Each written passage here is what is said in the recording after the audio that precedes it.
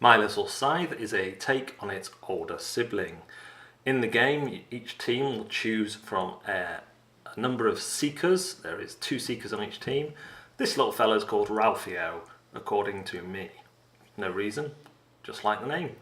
Then you'll take the setup tile, place it in the middle and spin it round before flipping it and putting out the resources on the starting camps as shown. Resources work slightly differently in My Little Scythe to its older sibling. If you select a seek action, you will take the shown dice and roll them. The colours on the dice indicate which areas or regions you must put those resources into. For example, here I rolled 2 apple dice, 1 diamond and 1 quest dice. And if I put resources into a hex with another player's figure in or another player's seeker in, I will gain friendship bonuses for that. So here are the resources. I have to put the diamond in grey, so I pop it on my opponent's figure and get a friendship point. I also have a grey apple, so again pop it on there, friendship for me. The other apple is yellow, which is underneath the player board helpfully, and then blue. Pie fights are the offensive option in My Little Scythe. Here I move 2 figures into an opponent's hex. Now they will engage in a pie fight. You are limited by your pies on the side there and you must choose how many to use. But you can also use magic spell cards for each seeker in the fight that you have. So here I could have used 2, but I use 1. My opponent only has 5 pies, so should be a guaranteed victory. There we go. Some unnecessary usage of pies there.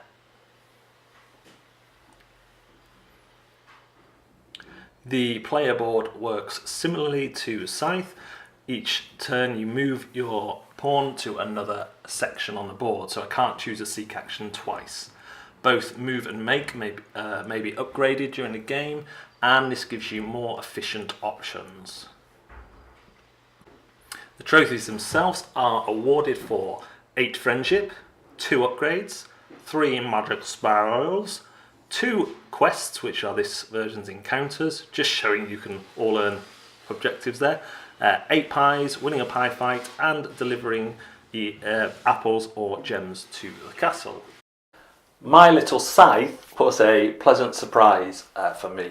I had heard all the hype and the story behind the game, and that was really it's a really cool story about the guy who designed it with his daughter so that she could play the game with her friends and get them used to the kind of more complicated mechanics of Scythe. But I was worried, like a lot of family games, that it wouldn't hold my attention perhaps as much as it held my son's attention. Happily, this is a game that is great for families. It will hold the attention of the adults. It doesn't outstay its welcome.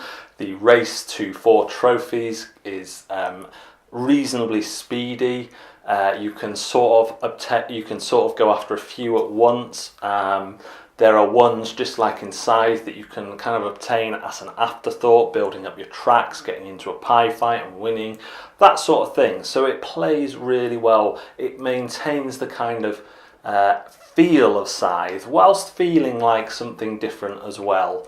One of the things I love about My Little Scythe is that they haven't skimped just because this is a children's or family game. The price is phenomenal for the quality of miniatures, inserts and components that you're getting. This is not a game that I've played with my game group, and I don't imagine it'd be one I play often with my game group. I might play it with newcomers as a kind of gateway game, so this is one I play with a family, you might quite like it, and I think you could have a lot of fun. I think I would play it with my game group occasionally, but I think that's going to completely change the feel of the game, and rather than this kind of nice little jaunt through the kingdom having pie fights, it's going to be a vicious fight over resources and trying to stop other people win the races. If I had one slight issue with the game, and it's one that's a really weird one to be honest, it would be that it is very easy to draw in this game, and then you have the joint thing of explaining to little children about tiebreakers if you want to bother, or, you know, sharing a win, which is great if everyone won. But when you're playing with a larger group of kids, invariably there's going to be one or two who don't reach the 4 trophies as quickly as everyone else. So that means rather than having the problem of one winner who's lording it over everyone, you have this issue of a minority of losers. And that really depends on the children who are playing. But it's just an odd one that's kind of crept in a couple of games that we played where just wasn't something I was expecting, because mostly, you know, you kind of playing games for the competition or or whatever. There's usually one winner. So with this having a lot of tie situations, it's just a bit unusual. Now, of course, that begs the question: what do you play games for? And I love the fact that this is a competitive but vicious competitive game that I can play with my family and not worry about who wins, because everyone's going to be there or thereabouts. And when I play with my family, it's just the 3 of us, so usually my son does all right, or, you know, comes in the top people. So yeah, but just an odd one to be aware of if you have a large family. Other than that, it's hard to fault my little Scythe. The hex system works really well. I think the resource gathering being put onto dice instead of having to set up farms and stuff or have a farmer there, works really well, and it just ties into that friendship system where you can place resources on other people to bump your friendship up, which will hopefully get you a trophy. The rules are fairly straightforward. There's a few niggly little ones that are kind of a hang-up from Scythe, I guess.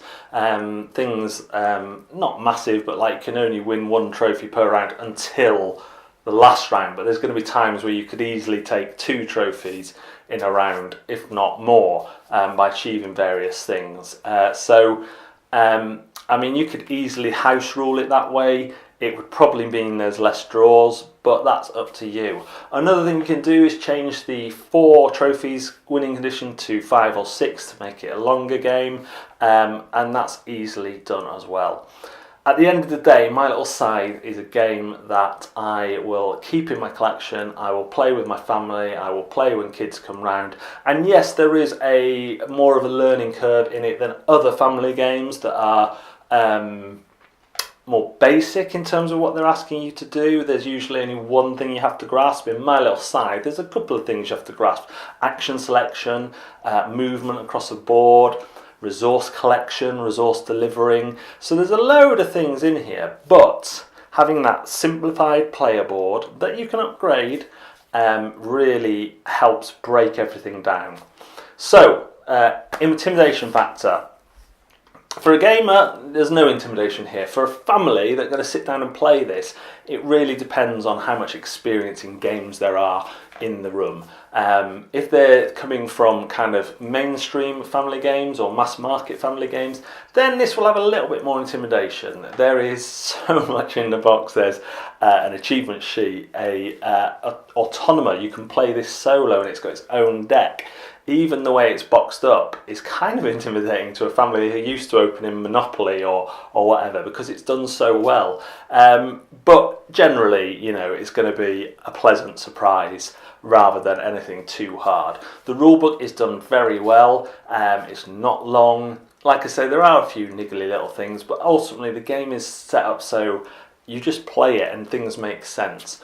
Will I keep it in my collection? Yes, this will be kept in my collection. This will be kept in my collection because it is a great family game. It is one that I can get out when my son's friends are around.